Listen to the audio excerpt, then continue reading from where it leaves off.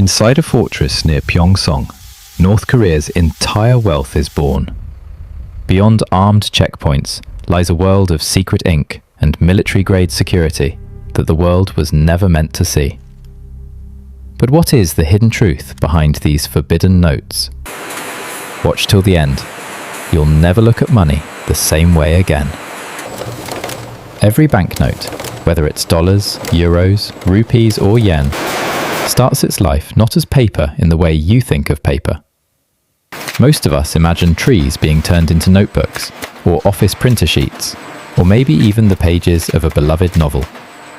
But currency is different. Currency is made from cotton. Specifically, cotton fibers that are far stronger and more durable than wood pulp. Think about it for a second.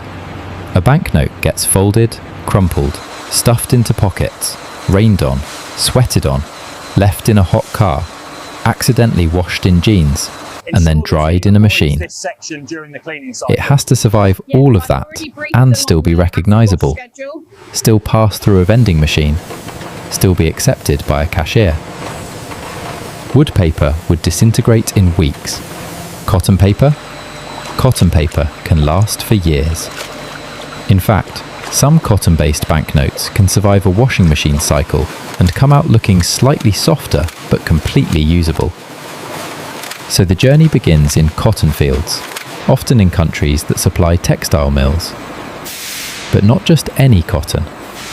The raw material for currency is carefully selected, baled, and shipped in sealed containers to highly secure facilities that you will never see on Google Maps. These are not ordinary printing presses. These are fortresses. Armed guards, biometric scanners, concrete barriers, the whole thing. And every country that prints its own money has at least one such facility hidden away. When the cotton arrives at what is called a paper mill, but a very special kind of paper mill, the first job is purification. The cotton is fed into a massive machine that looks like something from an Industrial Revolution museum. It combs through the fibers with mechanical teeth, pulling out anything that doesn't belong. Metal fragments, plastic bits, dust, even tiny particles that could cause an explosion. Because cotton dust is surprisingly flammable. Workers in protective gear watch digital displays as a giant rotating drum filters out contaminants. Only the purest, cleanest fibers are allowed to proceed. And I mean pure. Any leftover impurity could weaken the paper or interfere with later security features. Then comes the chemical bath. The raw cotton is soaked in a precise mixture of caustic soda and hydrogen peroxide. This turns the grey, dirty-looking fibers into a brilliant, uniform white. When a technician pulls out a sample and looks at it under magnification, the fibers look like fluffy white popcorn. That's the moment you know. This is ready to become money. And let me tell you, every major currency in the world follows this same fundamental recipe. Whether it's the Swiss franc, the Indian rupee, or the British pound, they all start with purified, bleached cotton. Those purified fibers are then chopped and beaten in massive rotating vats, mixed with water to create a fine, homogeneous pulp. It looks like milky soup, but this soup is the foundation of every single banknote on Earth. The pulp flows through pipes towards the paper machine, and this is where the real magic begins. Because unlike the paper in your printer, currency paper is not just a flat sheet. It contains hidden features that are built into the fibers themselves. The most famous of these is the watermark. You've seen it 100 times. That faint image you can only see when you hold a note up to the light. It might be a face, a flower, a building, or even a national symbol. Here's the secret that most people never learn. The watermark is not printed on top. It is not glued or stamped. It is formed inside the paper while the pulp is still wet. A large cylindrical mould, engraved with the watermark design, spins in the pulp. As the fibers flow over the raised and lowered areas of that mold, they settle in different thicknesses. Thicker fibers let less light through. Thinner fibers let more light through. That difference creates the subtle light and dark image. No two watermarks are ever exactly identical, and that's what makes them so hard to fake. Counterfeiters would have to replicate the exact thickness of cotton fibers across a tiny area. Almost impossible. But the watermark is just the beginning. At the same time, another machine feeds a thin, shimmering thread into the wet pulp. This is the security thread. It might look like a simple plastic line, but under magnification, it carries micro-printed text, sometimes even tiny holograms or color-shifting patterns. The thread is woven directly into the paper matrix. You can't peel it off. You can't scrape it away. It's part of the note. Some currencies use a windowed thread that appears to float in and out of the paper surface. A really clever optical illusion. Others use a full embedded thread that only reveals its secrets under ultraviolet light. And speaking of ultraviolet, every modern banknote has a hidden universe that only glows under UV lamps. Serial numbers, patterns, symbols, sometimes even complete miniature artworks. You'd never see them in normal light. But shine a black light on a note, and suddenly it lights up like a constellation. Some currencies have 3 or 4 different UV colours on the same note. It's like a secret map that only machines and trained cashiers can read.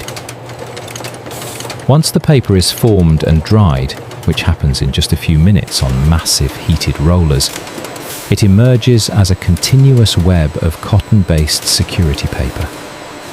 That web is then cut into large sheets.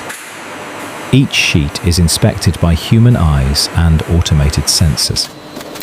Any flaw, any misalignment of the watermark or thread, and the entire sheet is rejected. And when I say rejected, I mean destroyed, shredded, recycled back into pulp. The good sheets are stacked, packaged, and sent under armed guard to the next facility, the printing works. This is where the blank paper becomes the colourful artistic object you recognise as money.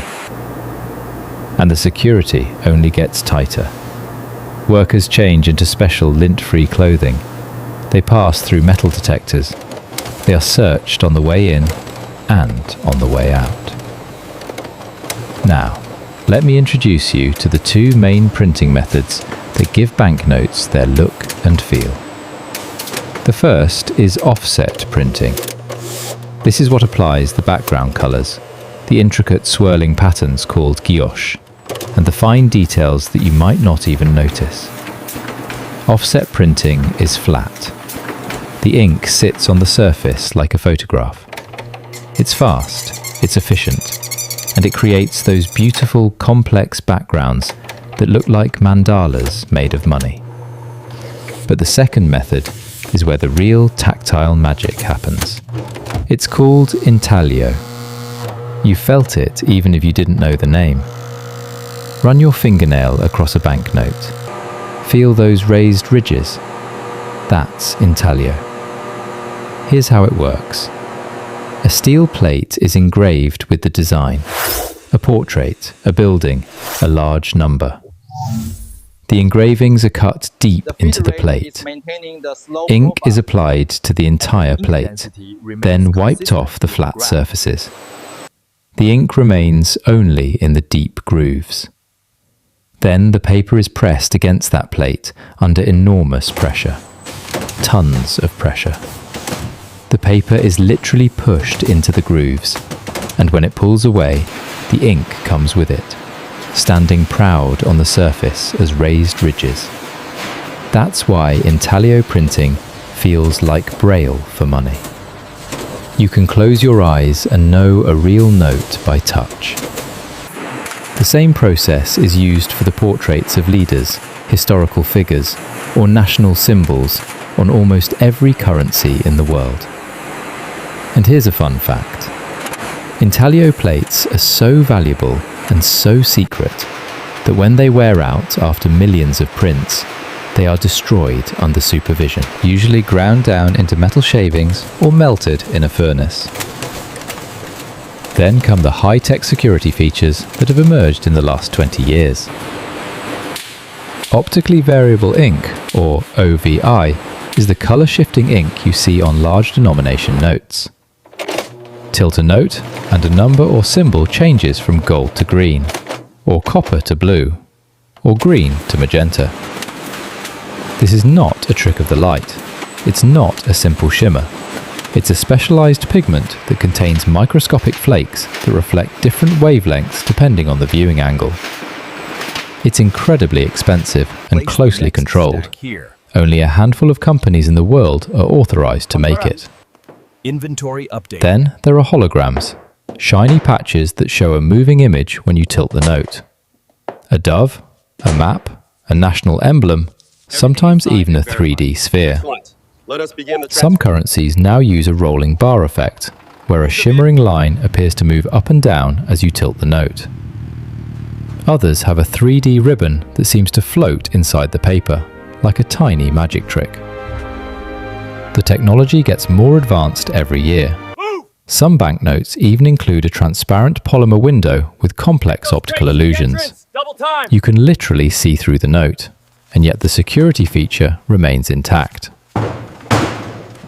After all the printing is done, each banknote receives its own unique serial number. This is not just for counting. The serial number is a fingerprint. It allows the central bank to track every single note from production to destruction. Some countries use a combination of letters and numbers. Others use a second, hidden serial number printed in ultraviolet ink. A few even use a third serial number